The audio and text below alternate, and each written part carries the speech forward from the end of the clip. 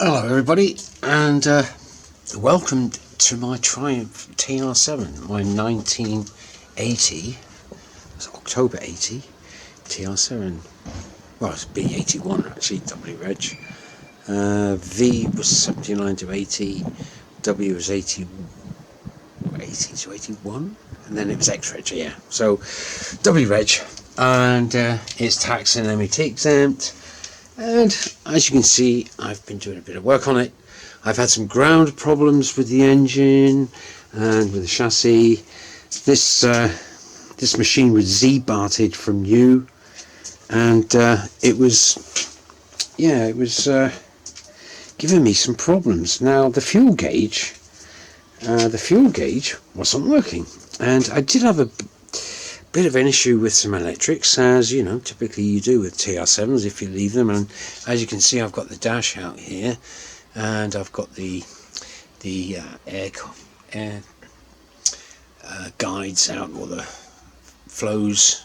I was going to give them a bit of a clean up, and I've got the dash out, and as you can see, the Smith's clock is out at the moment. I've managed to get that working. She was a little bit sticky, and the internal mechanism cogs were slightly out of line, and as I say, the fuel gauge is an interesting one. Now I've taken the screws out. The screws, as you can see in the top one there, they're sort of strange, a bit of a thing to get them out, and I've got some spare screws here to actually put the gauges back in with the positive drive. So this is the closest thing I could find, so I'm going to put those back in with the gauges. Now I do have a problem with the sender unit for the temperature now, which is tucked right in under there. You can see that little black lead. Can you see that? I'm not sure if you can see that. It's tucked right in here, right in there. There's one little lead on there. I'm not sure you can see that, but that's if you ground that out, it goes straight to hot, and yeah. So she's running a little bit hot, and I've got the thermostat out, which should open up. I'm going to test that. I'm sure it's all right, but yeah, she's done about what, 78,000 miles, this car? 71 71,855. Now the fuel gauge, if I turned it on, I just put the dash on because I've got the dash connected up. If I turn that on, you'll see it actually climb a little bit now, which it wasn't budging at all. And what I did do was, underneath the car, here's the wire in here, I'd actually connected up the fuel gauge to this wiring, so I could actually ground out one side of the fuel gauge. It still wasn't working, it still wasn't coming up, it wasn't moving a budge an inch. So I thought, can't be the fuel gauge. The sender unit was fine, and the third connection on the fuel gauge for the TR7, if you care to look at it, is there is a delay unit. Now that delay unit will actually bring on this yellow light here which says fuel. Now the reason why it's delayed is because if you imagine going around a bend, and you don't want that thing to be bouncing about, so there is a bit of a delay. So the float has to be all the way down and shorted and maintain it to actually cause the low fuel light to come on. And obviously when your gauge is on zero, you know, you pretty much, and that stays solid, you know you need fuel. So, and the delay unit for that is actually this little unit here, and that actually sits in onto the dash connection. It just tucks away in under there, if you can see that there. And so what I can do is I can simulate low fuel easily enough by shorting the green, and it says GO, the green and orange. If I short those two out, I'll get it to go to the fuel light to come on, but there is a slight delay before she turns on. So when you short this one and this one out, don't expect the light to come on immediately, because there's a delay, and that's what it's for. It's a delay unit. So now the engine, the car should start on the key. There we are.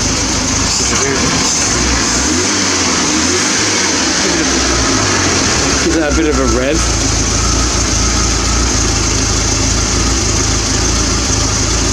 I did clean up all this engine quite a while ago. I've got a different battery in there at the moment. That's from my Renault.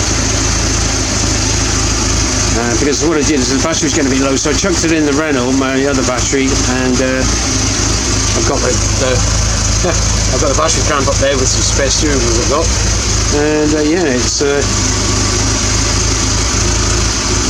sticks over quite nicely. And we can see the fuel gauge come up. Yep, there's the fuel gauge. I will show you I will tell you what the problem was with the fuel gauge actually. And the temperature gauge, sender unit is coming up nicely.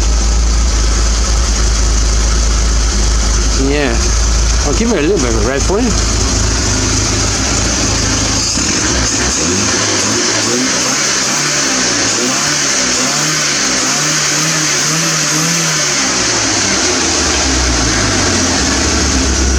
Sweet as a nut. And get the battery charged a bit more. And temperature's coming up slightly. Right, so what I'll do is turn it off.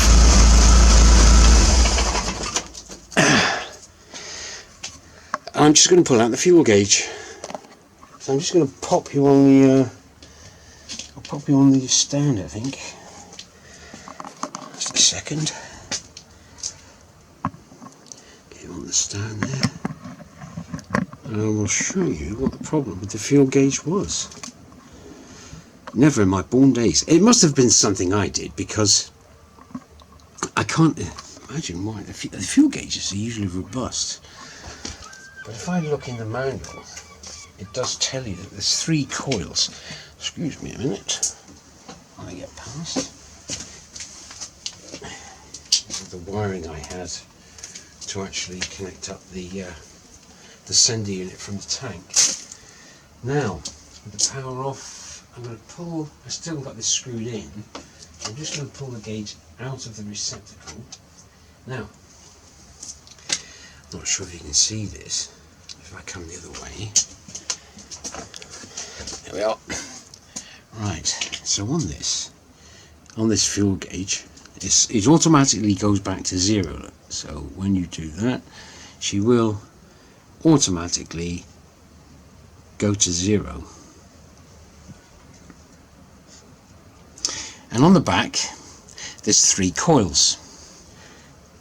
So the center you've got 3 connections with 3 coils in here, and you've got a what's called I suppose like a balance resistor, but the manual shows the possibility of having 3 resistors, but there's a direct connection here. You've got 2 separate connections under there, one with the resistor going to the making the circuit.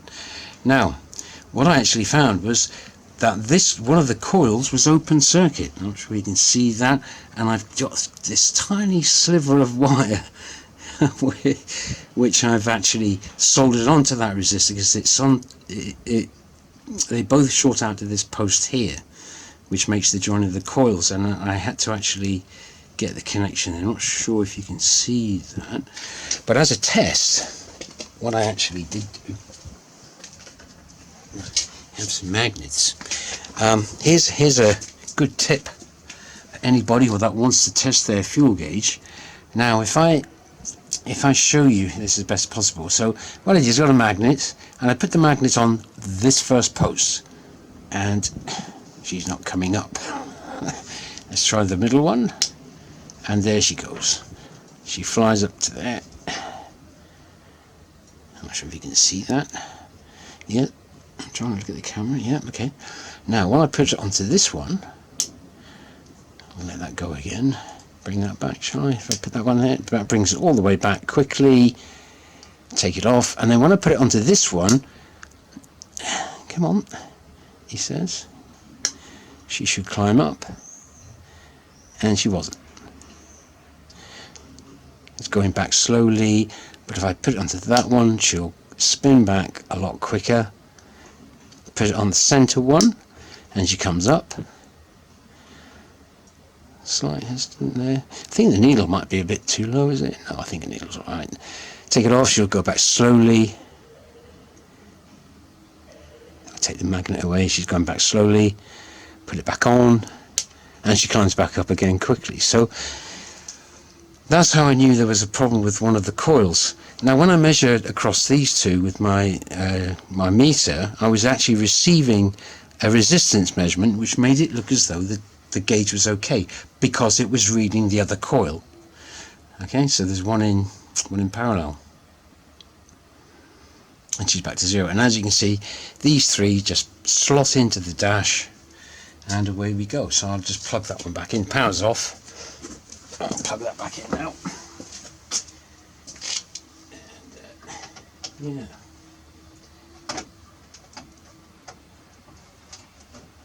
That's back in. Switch on, and we should see. I'll get the magnets out of the way. And of course, I've got the dash face sheet off with the temp, the clock.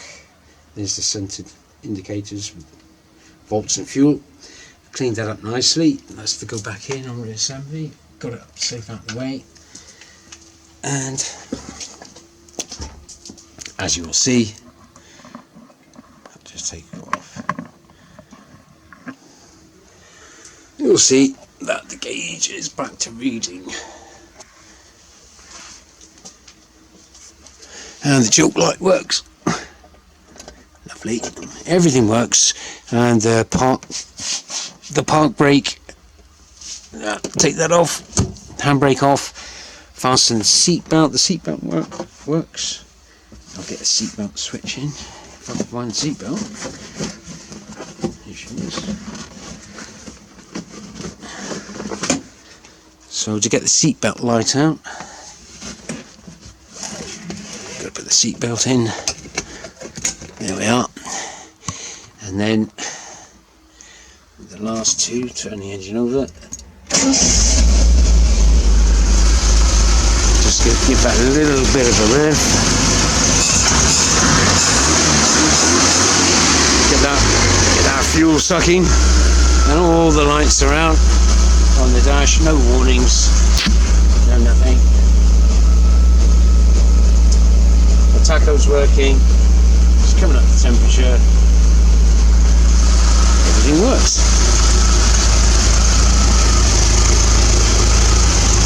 And that's just idling with no choke.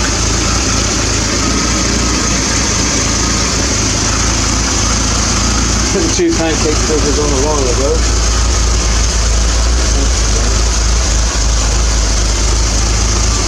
What it did do also,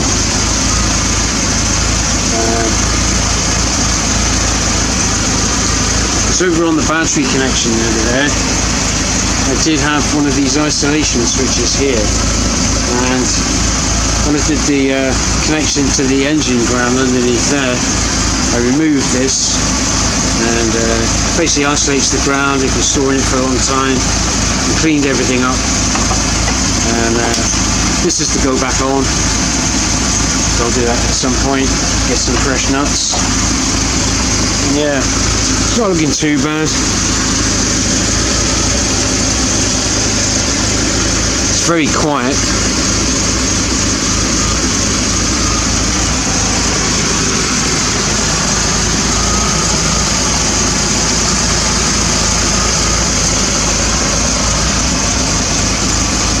Brute force and ignorance, really.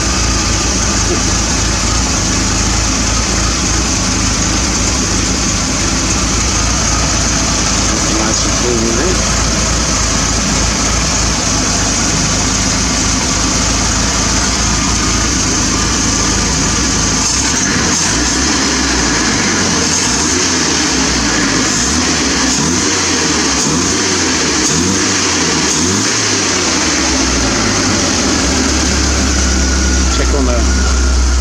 Fruits.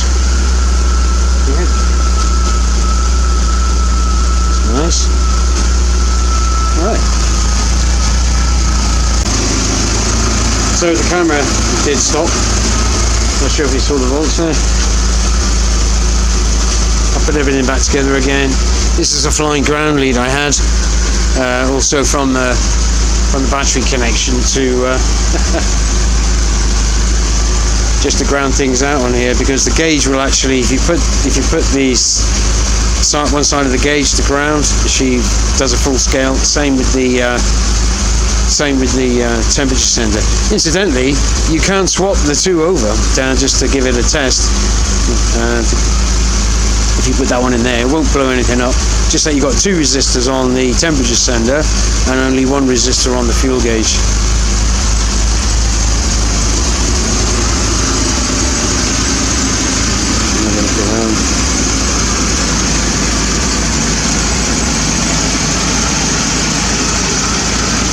Bit of crap on the shelf there, I'll get rid of that. Everything works on this car, believe it or not. Still does. Happy days. Alright, I'll leave it there for now. Thanks for watching. So, while I've got the camera out and the car on, she's just ticking over nicely. You might be able to hear a slight noise as well. So I've got the car jacked up and I put it on axle stands. So I'll just give you a little tour underneath. I'll show you. I've got, not sure you can see this, I've got an exhaust, this is stainless steel exhaust which you blow in on this box here on the connection, so I can give you a look what it looks like underneath. Not too bad. There's the sender unit up there for the petrol tank. So the green and orange wire is on the right and the level indicator for the gauge is on the left, and the pipe is obviously the fuel, and you've got ground as well. This is the connection for the handbrake here, which comes along and runs over to this wheel. But you can hear that on the exhaust. I'll show you what it sounds like if I block it. You'll be able to hear it fizz a bit. Look at that. You can hear that. It's fizzing back there, so that sender box needs to come off. So that's where we're at. Back out, so it's still looking 2 minutes. Like I say, it was all Z-barted, like from new. And yeah, she's looking pretty solid under here. So a bit of I had some water come out when I took out the thermostat. That looks a bit, I must admit, that looks a bit wet there on the joint. There shouldn't be any oil on that, so that's probably the water that's running. And the prop's looking good. Hardly any sign, as you can see under here, it's all pretty good. You always beware of shiny stuff, I guess. That sender box has got to come out. It's probably about £112 for another stainless one of these. I'll check the prices out. I'll see if it's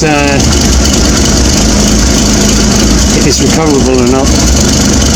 You can see all the carbon deposits there. You can see there. You can probably see the smoke billowing out in the torch beam.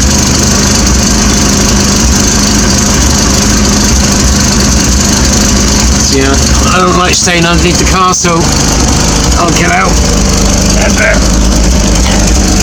make a start on that. Exhaust, and also I've got the Smith's clock to finish off. We'll get the hands back on and working and get it back in and get the dash back together again. So, oh, it's getting warm in here now. How's she doing on the old fuel there? Not really too bad. Temperature.